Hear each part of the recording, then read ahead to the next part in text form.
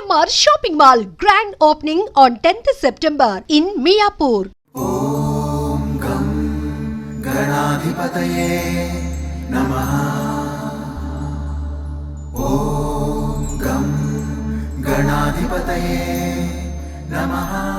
Hi IG viewers, ఇప్పుడు మనం వచ్చేసాం హైదరాబాద్లోని నాలెడ్జ్ సిటీలో ఉన్న మై హోమ్ పూజా అపార్ట్మెంట్లోకి.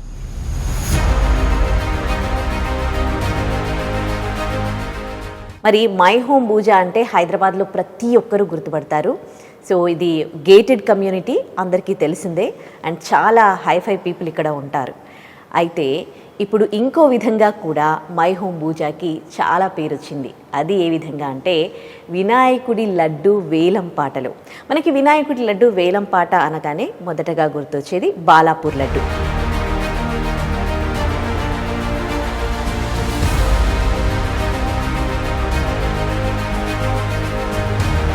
ఎందుకంటే వినాయక చవితిలో పెట్టినప్పటి నుంచి కూడా ఫస్ట్ ఇయర్ నుంచే కూడా వేలం పాటలో తనకంటూ బాలాపూర్లో ఒక ప్రత్యేకత సంపాదించుకుంది. కానీ ఇప్పుడు చాలా చోట్ల, బాలాపూర్ ఒక్కటే కాదు, చాలా చోట్ల కూడా లడ్డు వేలం పాటలో లక్షల్లో పోతుందన్నమాట. సో బాలాపూర్ తర్వాత మళ్ళీ మనం మాట్లాడుకోవాలి అని అంటే మై హోమ్ పూజ.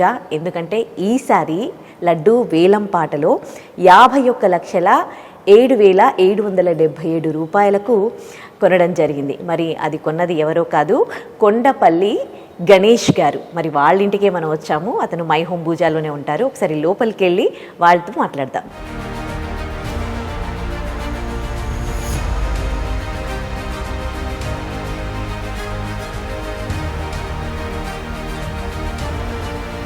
హాయ్ అండి. నమస్తే. నమస్తే. హాయ్, కంగ్రాట్స్ అండి మీకు. థ్యాంక్ యూ అండి. సో రాగానే వినాయకుడు కనిపిస్తూ ఉన్నాడు. వీళ్ళంతా చాలా ఆధ్యాత్మికంగా అనిపిస్తూ ఉన్నారు. లాస్ట్ టైం కూడా లడ్డు వీళ్ళే కొన్నారు, కొండపల్లి గణేష్ గారు, ఖమ్మం వాసి. వాళ్ళ మిస్సెస్ తను. మీ గుడ్ నేమ్ అండి? కొండపల్లి సరిత అండి నా పేరు. ఓకే. మీ బాబు? బాబు తనీష్. ఓకే, ఒక్కడే బాబు? ఇద్దరు బాబులు అండి, విఘ్నేష్, తనీష్ ఇద్దరు. ఓకే. సో ఒకసారి లోపలికి వెళ్ళి మాట్లాడుకుందాం.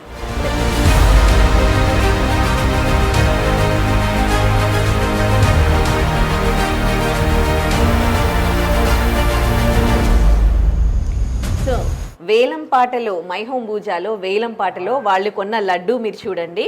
వీళ్ళు 51,07,777 రూపాయలు పెట్టి ఈ లడ్డు కొనడం జరిగింది.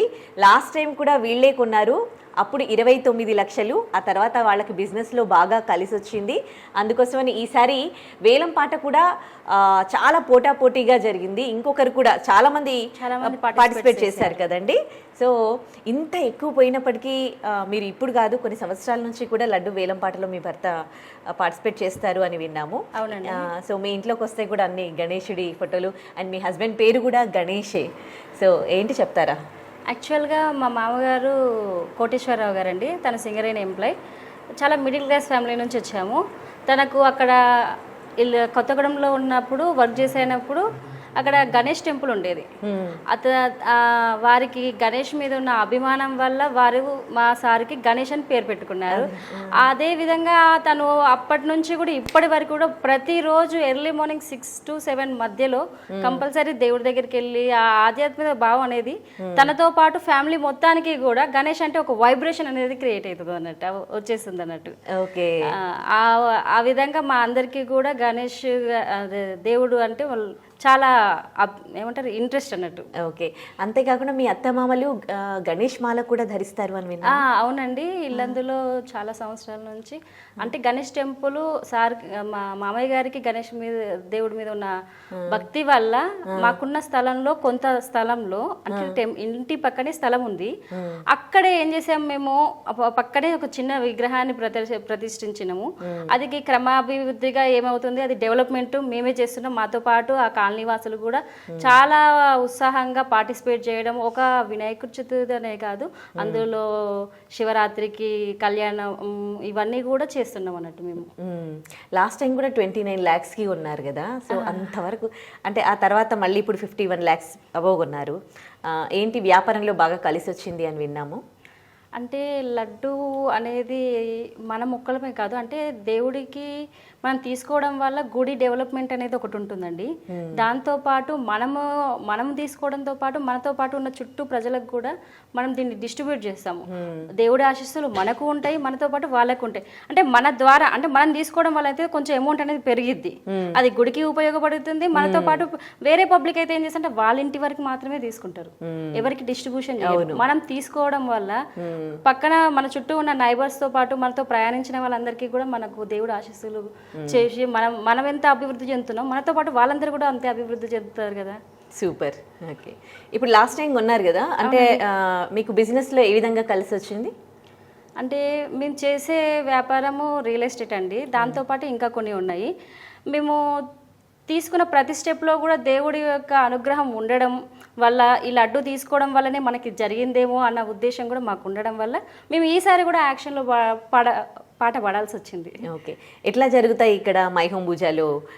వినాయక చవితి పెట్టినప్పటి నుంచి వినాయక చవితి అని కాదండి, ప్రతి ఫెస్టివల్ కూడా చాలా బాగా చేస్తారు. ఇది ముస్లిమ్స్ ఫెస్టివల్, ఇది హిందూస్ ఫెస్టివల్, ఇది క్రిస్టియన్స్ ఫెస్టివల్ అనుకుంటా వసుదైక కుటుంబం అనేది మహిమ పూజలో ఉంటుంది. ఓకే, యాక్చువల్లీ అనుకుంటాం అంటే చాలా పెద్ద పెద్ద ఫ్లాట్స్ కదా, ఒకరితో ఒకరికి సంబంధం లేనట్టు ఉంటారేమో యాక్చువల్గా వాళ్ళ బిజీ షెడ్యూల్ వాళ్ళకే ఉంటుందండి. ఇట్లాంటి ఫెస్టివల్స్ వచ్చినప్పుడు మాత్రమే కమ్యూనికేషన్ అనేది జరుగుతుంది. అంటే ఎవరి బిజీ టైం వాళ్ళది, కాకపోతే ఫెస్టివల్ టైమ్స్ లో ఇంత టైం అనేది స్పెండ్ చేయడానికి ఆ టైంలో ఉంటుంది అన్నట్టు. ఓకే, ఇప్పుడు ఈ అమౌంట్ ఎప్పటిలోపు కట్టాల్సి ఉంటుంది మీకు? ఇప్పటి వరకు అప్పడం లేదండి, యాక్షన్ పడిన జస్ట్ 1 or 2 daysలోనే మనం చెక్ అనేది కంపల్సరీ ఇచ్చేసేయాలి. ఓకే, ఐ థింక్ ఇచ్చినామని మేము అనుకుంటున్నాం. Okay, fine. సో ఇప్పుడు ఆక్షన్లో పార్టిసిపేట్ చేసేటప్పుడు మీ హస్బెండ్ ముందే మీరు అనుకున్నారా ఎంతకు పోయినా కానీ కొనాలి అని? వాస్తవం చెప్పాలంటే అండి, లాస్ట్ టైం పాడినాం కాబట్టి ఎక్కడైనా సరే ఒకసారి పాడడం అనేది మన ఇది. తర్వాత మనతో పాటు మిగిలిన వాళ్ళు పాడాలి అని అనుకుంటాము. యాక్చువల్గా మమ్మల్ని రెడీ అవ్వమనే ఉన్నారు సార్. మేమేమనుకున్నాము ఏంటి అంటే, ప్రతిసారి పాడిన వాళ్ళని మనం సన్మానం ద్వారా ఏమంటారు సన్నాయి మేళమింపుల ద్వారా తీసుకెళ్తారు అంటే, ఓహో ఇలా తీసుకెళ్ళి మనం సన్మానిస్తారేమో అనుకొని మేము అనుకున్నాం. తను మాకు చెప్పలేదు. ఓకే, చెప్పలేదు తను పార్టిసిపేట్ చేస్తున్నా అన్న విషయం మాకు తెలియదు వాస్తవానికి. అక్కడికి పోయిన తర్వాత 25 lakhs దాకా కూడా సార్ అసలు ఏం పాట పాడలేదు. అంటే ఇంతకుముందు 29 lakhs కదా, అంటే దాని బిట్ అనేది ఎబో కావాలి, అందుకోసం తను కామ్ గా ఉన్నాడు. సరే లే అనుకున్నాం మేము. తర్వాత మెల్లగా 25 నుంచి స్టార్ట్ అవుతుంటుంటే అప్పటికి నేను ఆపాను, వద్దులేండి మిగిలిన వాళ్ళకు కూడా అవకాశం ఇద్దాము అని అన్నాను. సార్కి ఇంతకుముందు తీసుకున్న ఇప్పుడు వ్యాపారం అభివృద్ధి చెందడం జరిగింది కాబట్టి దాన్ని ఉద్దేశించి సార్ తీసుకోవాల్సి వచ్చింది అన్నట్టు. ఓకే, ఇప్పుడు ఈ లడ్డూని ఎట్లా డిస్ట్రిబ్యూట్ చేస్తారు? ఎవరెవరికి డిస్ట్రిబ్యూట్ చేస్తారు? మైహోం బూజా రెసిడెన్షియల్లో ఉన్న వాళ్ళందరూ ప్రతి ఫ్లాట్కి ఇస్తాము. మాతో పాటు వ్యాపారంలో ఉన్న వాళ్ళందరికీ కూడా ప్రతి మన ఆఫీస్లో వర్క్ చేసే వాళ్ళతో పాటు ప్రతి ఒక్కరికి కూడా మేము డిస్ట్రిబ్యూషన్ అనేది చేసాం. ఊర్లో కూడా అంటే మనతో పాటు ఎవరెవరు ప్రయాణిస్తున్నారో ఫస్ట్ నుంచి మా వ్యాపారం స్టార్ట్ చేసి 2006లో స్టార్ట్ చేశారు యాక్చువల్గా. అంటే దినదినాభివృద్ధిగా జరుగుతున్నది. ఇది కూడా మీకు మొదలే చెప్పాం, మేము మిడిల్ క్లాస్ నుంచి వచ్చామని. సో ఇది కంటిన్యూ చేస్తాం అన్నట్టు అలా. Okay, so great. Middle class నుంచి ఈ రేంజ్కి ఎదిగి ఇవాళ మీరు ఆ గణపతి లడ్డూనే దక్కించుకున్నారు లక్షల్లో. అది కూడా దేవుడు అనుగ్రహం ఉంటే ఏదైనా జరిగిద్దండి. ఓకే, దేవుడు అనుకున్నారు, తను మా ద్వారా తీసుకోవాలనుకున్నారు కాబట్టి మేము తీసుకున్నామని మేము అనుకుంటున్నాం. పొలాల్లో కూడా చల్లుతారు, ఇలా పొలాలు ఉన్నవాళ్ళు అని అంటారు, మీకున్నాయా? ఉన్నాయండి. ఓకే, ఈ పొలాల్లో చల్లుతారా నిజంగా లడ్డూని? కంపల్సరీగా చల్లుతారండి. ఎంతో అంత ఇంతకుముందు ఏం చేసేలా అంటే మేమే పాడినాం, మనకే ఉండాలి అనేది స్వార్థం అనేది ఉండేది. ఇప్పుడు ఏంటంటే మనం డిస్ట్రిబ్యూట్ చేయడం వల్ల ఎంతో అంత కొంత అనేది పొలాల్లో వేయడం జరిగిద్దండి. ఓకే, ఇంకా గణేశుడికి సంబంధించి ఎటువంటి ఉత్సవాలు చేస్తారు మీరు? ఇంట్లో ఎలాంటి పూజలు చేస్తూ ఉంటారు? అంటే స్పెషల్గా చెప్పాలంటే వినాయక చవితి అని, మళ్ళీ తర్వాత వెనస్డే మేము కంపల్సరీగా వినాయకుడికి పూజలు చేయడం అనేది జరుగుతుందండి. ఓకే, సో మా అత్తయ్య గారు అయితే చతుర్థి మంత్లీ 2 times వస్తుంది కదా చతుర్థికి, ఆ 2 times కూడా ఫాస్టింగ్ ఉండడం అలాంటివన్నీ కూడా చేస్తుంటది. ఓకే, నేను అన్ని మాలలు విన్నాను కానీ గణేష్ మాల అనేది అంటే చాలా తక్కువగా విన్నాను. యాక్చువల్గా నేను కూడా ఇల్లందు పోయిన తర్వాతనే విన్నా అండి. ఆ అయ్యప్ప స్వామి మాల అనేది తెలుసులే, కానీ గణపతి మాల కూడా ఉంటుంది. అంటే ఏంటంటే ఎవరిళ్ళలో వాళ్ళు చేసుకుంటారు. ఈ గణపతి మాల వేసుకోవడం అనేది ఏంటంటే 9 రోజులు ఎలాగో మనము ఎలాంటివి కూడా వెజిటేరియన్ ఫుడ్ అది కూడా ఒక పద్ధతిగా అయ్యప్ప స్వామికి ఎలాగైతే చేసుకుంటారో, కాకపోతే అయ్యప్ప స్వామికి 41 డేస్ చేసుకుంటారు. ఇక్కడ 11 డేస్ మాత్రమే చేసుకుంటాం. 11 డేస్ ఆర్ 21 డేస్ అనేది వాళ్ళు డిసైడ్ చేసుకుంటారు అన్నట్టు. ఓకే, అంటే ఇప్పుడు ఎన్ని సంవత్సరాలు అయింది మీ అత్త మామలు మాల అయ్యబట్టి? లేదు 20 ఇయర్స్ నుంచి చేస్తున్నారు. 20 ఇయర్స్ నుంచి చేస్తున్నారా? బాబుకి ఎట్లాంటి స్పెషల్ ఇంట్రెస్ట్? మాల వేసుకున్నావా? అంటే బాబుకి కొంచెం హెల్త్ ఇష్యూ ఉండనప్పుడు మేము కూడా బాబుకి వేసుకుందాము అని అనుకున్నాము.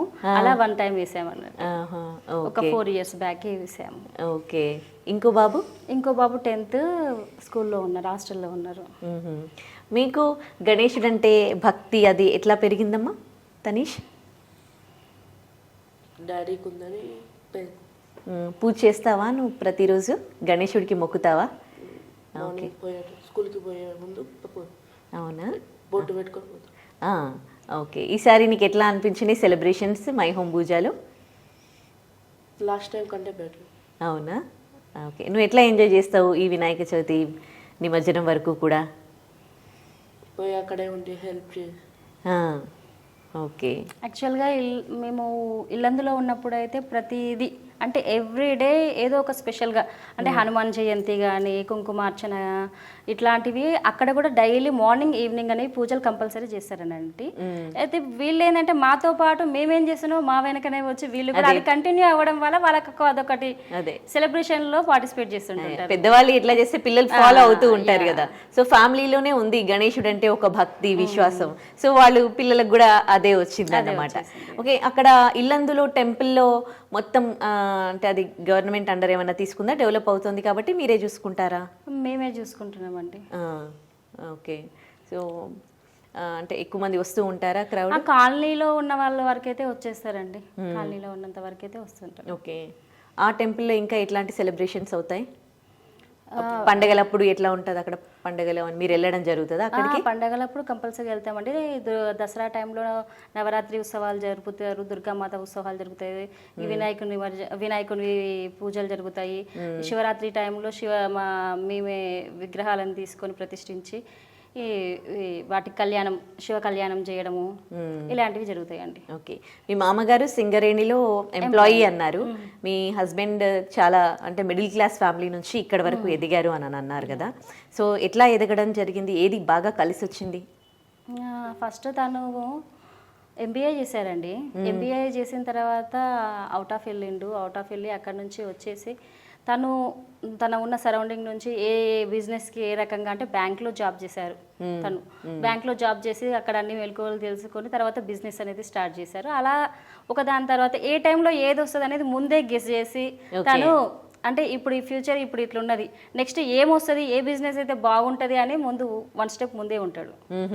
ఓకే, సో ఎక్స్పీరియన్స్ చేసిండు కాబట్టి సో తనకు ముందే తెలిసిపోద్ది అనమాట. ఎనీవేస్ చాలా సంతోషం మిమ్మల్ని కలవడం. లడ్డు కొన్న వాళ్ళ ఇంటికి మేము కూడా వచ్చాము. సో ప్రతి ఏడాది కూడా మీరు పార్టిసిపేట్ చేయాలి. ఆ గణనాథుడి ఆశీస్సులు మీ పైన ఎప్పటికీ ఉండాలని కోరుకుంటూ థ్యాంక్ యూ అండి.